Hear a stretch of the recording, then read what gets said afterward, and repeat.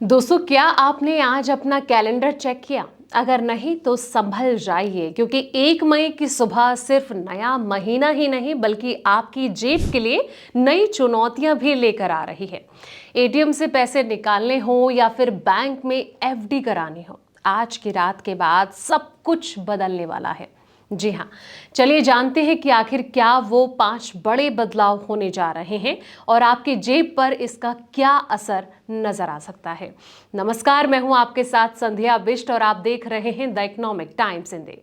दोस्तों, नए महीना शुरू होने के साथ साथ कई सारे नियमों में भी बदलाव होता है। इन नियमों का जो असर है सीधा आम जनता की जेब पर पड़ता है।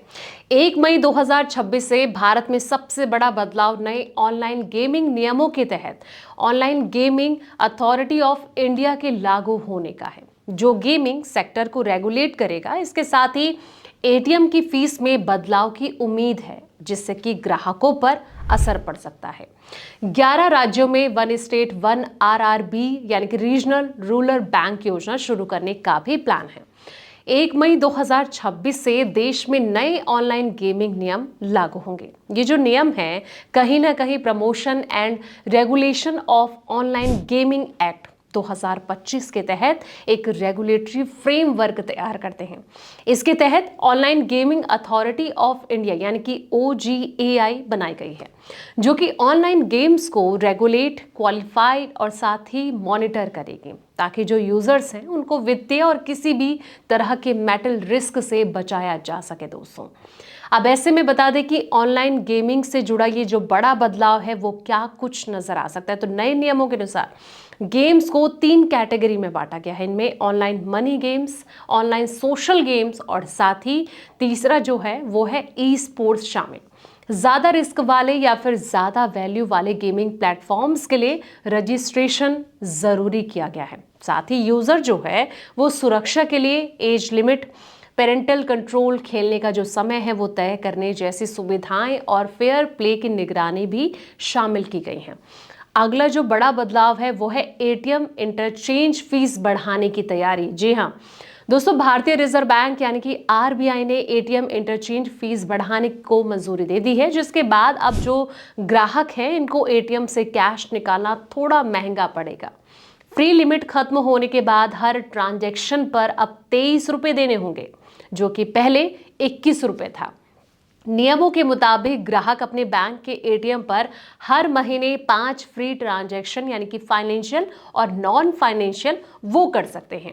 वहीं दूसरे बैंकों के एटीएम पर मेट्रो शहर में 3 और नॉन मेट्रो इलाके में 5 फ्री ट्रांजैक्शन की सुविधा जो है वो मिलती है। इसके बाद चार्ज देना होता है। अगला जो बड़ा बदलाव है वो ये कि एफडी की ब्याज दरों में कहीं ना कहीं चेंजेस किए जाएंगे। आरबीएल बैंक में 1 महीने से सेविंग अकाउंट के ब्याज भुगतान के नियम बदल गए हैं। दोस्तों, अब ग्राहकों को ब्याज हर तिमाही के बजाय हर महीने मिलेगा। बैंक के मुताबिक ब्याज रोजाना अकाउंट के दिन के आखिर के बैलेंस के आधार पर कैलकुलेट होगा और हर महीने खाते में जमा किया जाएगा। सेविंग अकाउंट पर अधिकतम ब्याज दर जो है वो 7% तक है, जो कि बैलेंस पर डिपेंड करती है। अब आते हैं अगले बड़े बदलाव पे। तो आपको बता दें कि गैस सिलेंडर से जुड़े भी बदलाव हमें नजर आ सकते हैं। 1 मई से एलपीजी गैस सिलेंडर की जो नई कीमतें हैं वो जारी हो सकती हैं और पिछले रुझानों को देखते हुए इसमें बढ़ोतरी की संभावना नजर आ रही है, क्योंकि हाल ही में घरेलू और जो कॉमर्शियल दोनों सिलेंडर महंगे हुए हैं। इसके साथ ही बुकिंग के नियम जो हैं वो सख्त किए गए हैं। अब शहरों में एक सिलेंडर बुक करने के बाद दूसरा जो बुक करने के लिए 25 दिन इंतजार करना होगा, जबकि ग्रामीण इलाके में ये जो सीमा है 45 दिन तक हो सकती है। वहीं डिलीवरी के लिए ओटीपी सिस्टम लागू किया गया है, जिसमें कि सिलेंडर मिलने पर मोबाइल पर आए जो ओटीपी है वो बताने के बाद ही डिलीवरी पूरी होगी। इससे गलत इस्तेमाल और ब्लैक मार्केटिंग को जो है वो रोका जा सकेगा। तो ये भी एक बड़ा बदलाव इसमें किया गया है। तो जिस तरीके से आने वाले दिनों में ये तमाम बदलाव जो हैं आपके जेब पर इम्पैक्ट डाल सकते हैं, इससे आपको क्या लग रहा है कि ये जो बड़े बदलाव हमें नजर आने वाले हैं इससे आप कितने सहमत हैं, कितने सहमत नहीं हैं, कमेंट सेक्शन में अपनी राय जरूर दें। फिलहाल इस वीडियो में इतना ही। ऐसे तमाम अपडेट्स के लिए आप देखते रहें द इकोनॉमिक टाइम्स हिंदी।